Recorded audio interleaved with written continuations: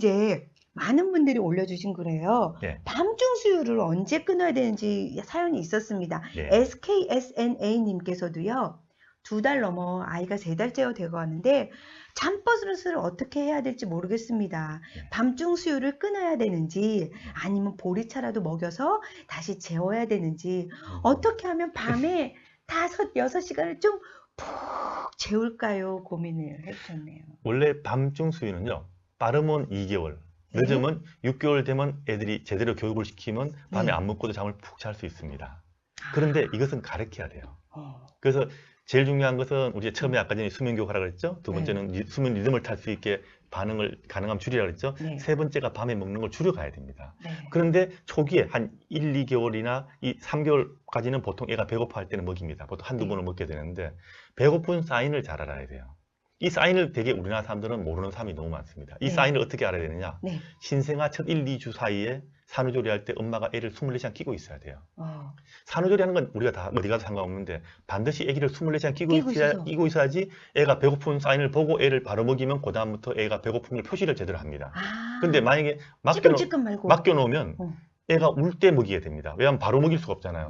그럼 애들은 배고파할 때 계속 울어버리는데 초기에는 배고픈 거하고 우는 게 일치합니다.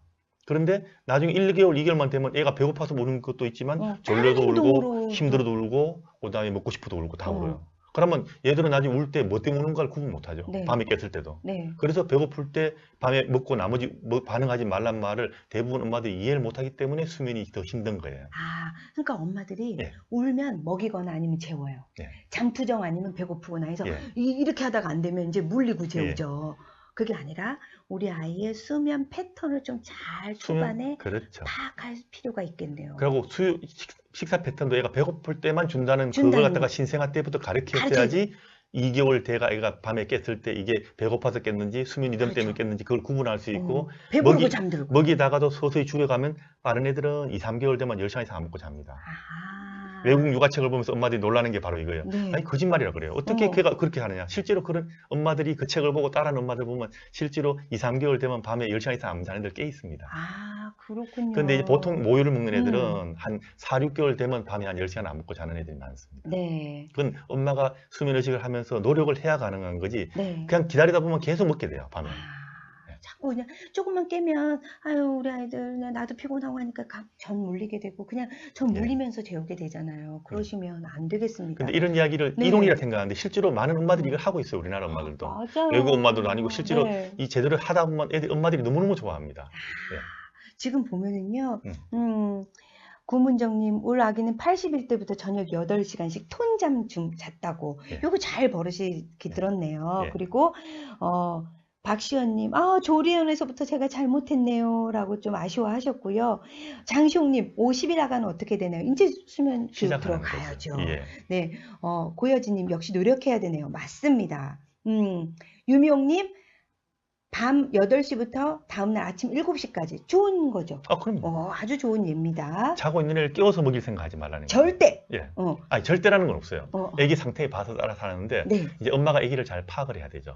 그래서 어떤 애는 안 됩니다. 어떤 애는 안 되는데 부모가 확신을 가져서도 안 되는 때는 할 수 없는 거지만 네. 확신을 가지면 이 육아법이라는 것은 대부분의 사람들이 성공할 수 있는 걸 가르쳐주고 실제로 수많은 엄마들이 성공하고 있는 방법이 이 방법입니다. 네. 다만 확신을 하고 있을 때는 쉽지만 엄마가 그게 돼요? 이렇게 하는 순간부터 이건 애가 계속 더 울기 시작합니다. 맞습니다. 예. 윤선님께서요. 이미 전 물려 재우고 새벽에 깨면 배고파서 깬 줄 알고 또 젖 먹이고 또 재웠다고. 힘들잖아요. 괜찮아요. 많은 분들이 그렇게 하시는데 지금부터라도 노력이 늦은 게 없습니다. 네. 지금 예를 들어 한 6개월, 7개월 돼가 애가 밤에 뭐 3번 깨서 먹는다. 그런 애들 꽤 있거든요. 네. 그러면 줄여가서 빨리빨리 줄이면 돼요. 네. 줄여가서 엄마가 확신을 갖고 밀어붙이면 애들은 쉽게 받아들이고 많은 엄마들이 이제 반응이 그래요? 넌 오늘부터 국물도 없다. 이렇게 하면 쉬워요. 네. 근데 어떤 엄마가 울면 어떡하지라고 망설이면 네, 그럼 네. 애는 계속 울어요.